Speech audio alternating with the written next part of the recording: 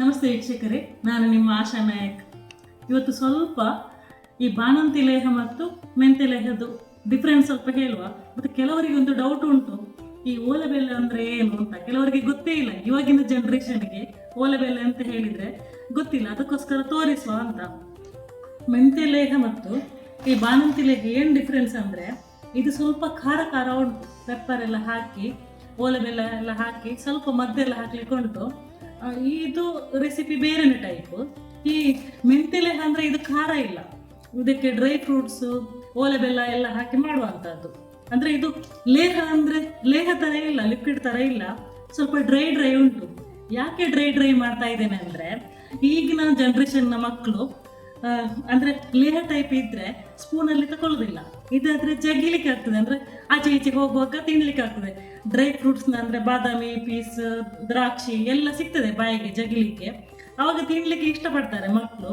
ಈ ಲೇಹ ಟೈಪ್ ಮಾಡಿದರೆ ಸ್ಪೂನಲ್ಲಿ ಅಲ್ಲೇ ಬಿಟ್ಟು ಹೋಗ್ತಾರೆ, ಇಂಟ್ರೆಸ್ಟ್ ಇರೋದಿಲ್ಲ ಮಕ್ಕಳಿಗೆ. ಅದಕ್ಕೋಸ್ಕರ ಈ ಟೈಪ್ ಮಾಡೋದು.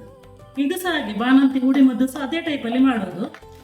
ಓಲೆ ಬೆಲ್ಲ ಯಾವುದರಿಂದ ಮಾಡ್ತಾರೆ ಅಂದರೆ, ಈ ತಾಳೆ ಮರ ಅಂದರೆ ನಮ್ಮ ತುಳಿನಲ್ಲಿ ತಾರಿ ಅಂತ ಹೇಳ್ತಾರೆ, ಅಂದರೆ ಇರೋಲಾಗ್ತದೆ ಅದರಲ್ಲಿ, ಅದರಿಂದ ಮಾಡುವಂಥದ್ದು. ಆ ಮರದಿಂದ ಇರೋಲಾಗುವ ಮುಂಚೆನೆ ಅದರಿಂದ ಈ ನೀರನ್ನು ಕಾಯಿಸಿ ಬೆಲ್ಲ ಮಾಡುವಂಥದ್ದು. ತುಂಬ ಕಾಸ್ಟ್ಲಿ ಕೂಡ ಇದಕ್ಕೆ ಒಂದು ಕಟ್ಟಿಗೆ ಒಂದು 900ರಿಂದ 950 ರೂಪಾಯಿ ಉಂಟು, ಪ್ಯೂರ್ ಆದ ಕಾರಣ. ಮತ್ತು ಇವಾಗೆಲ್ಲ ಡೂಪ್ಲಿಕೇಟ್ ಬರ್ತದೆ, ಬಟ್ ಇದಕ್ಕೆ 900-950 ಹಾಗೆಲ್ಲ ರೇಟ್ ಉಂಟು. ಅದು ಹೇಗಿರ್ತದೆ ನೋಡಿ, ಮಕ್ಕಳಿಗೆಲ್ಲ ಗೊತ್ತಿರಲಿಕ್ಕಿಲ್ಲ.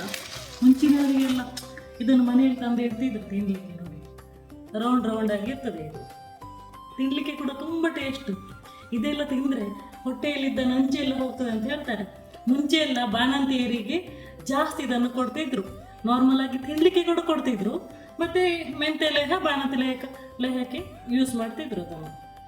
ಸುಮಾರು ಮಂದಿಗೆ ಒಂದು ಡೌಟ್ ಉಂಟು, ಮೆಂತೆ ಲೇಹ ಮತ್ತು ಬಾಣಂತಿ ಲೇಹ ಎಷ್ಟು ಟೈಮ್ ಇಡ್ಬೋದು ಅಂತ. ಅಂದರೆ ಫ್ರಿಜ್ಜಲ್ಲಿ ಇಡುವ ಅಗತ್ಯ ಇಲ್ಲ, 3 ತಿಂಗಳ ಕಾಲ ಔಟ್ಸೈಡೇ ಇಡ್ಬೋದು. ಡ್ರೈ ಸ್ಪೂನ್ ಮಾತ್ರ ಯೂಸ್ ಮಾಡಿದರೆ ಆಯಿತು. 2 ದಿವಸಕ್ಕೊಮ್ಮೆ ನಾವು ಮೆಂತೆ ಲೇಹ ಮತ್ತು ಬಾಣಂತಿ ಲೇಹವನ್ನು ರೆಡಿ ಮಾಡ್ತಾ ಇದ್ದೇವೆ. ಫ್ರೆಶ್ ಇರ್ತದೆ ಯಾವಾಗಲೂ, ಅದಕ್ಕೋಸ್ಕರ ನಾವು ಅದರಲ್ಲಿ ಡೇಟ್ ಹಾಕೋದಿಲ್ಲ, ಮ್ಯಾನುಫ್ಯಾಕ್ಚರಿಂಗ್ ಡೇಟ್ ಹಾಕೋದಿಲ್ಲ. ಫ್ರೆಶ್ ಇದ್ದ ಕಾರಣ ನೀವು ಆರ್ಡರ್ ಮಾಡಿದ ಕೂಡಲೇ ನಾವು ಪೋಸ್ಟ್ ಮುಖಾಂತರ ಸೆಂಡ್ ಮಾಡ್ತೇವೆ. ಜಾಸ್ತಿ ಅಪ್ಡೇಟ್ ಬೇಕಾದರೆ ದಕ್ಷಿಣ ಸ್ವಾದಿಷ್ಟ ಪೇಜ್ ಉಂಟು ಇನ್ಸ್ಟಾಗ್ರಾಮಲ್ಲಿ, ಅದನ್ನು ಫಾಲೋ ಮಾಡಿ. ಮತ್ತು ನನ್ನೊಂದು ಇನ್ನೊಂದು ಅಕೌಂಟ್ ಕೂಡ ಹಾಗೆ ಉಂಟು, ಅದರಲ್ಲಿ ಆಶಾ ನಾಯಕ್ ಅಂತ ಹೇಳಿ. ನೀವು ಒಂದು ಮೆಸೇಜ್ ಮಾಡಿದರೆ ಅದರಲ್ಲಿ ನಂಬರ್ ಕೂಡ ಉಂಟು, ನಾವು ಆರ್ಡ್ರನ್ನು ತಗೊಂಡು ನಿಮಗೆ ಕೊರಿಯರ್ ಮಾಡ್ತೇವೆ.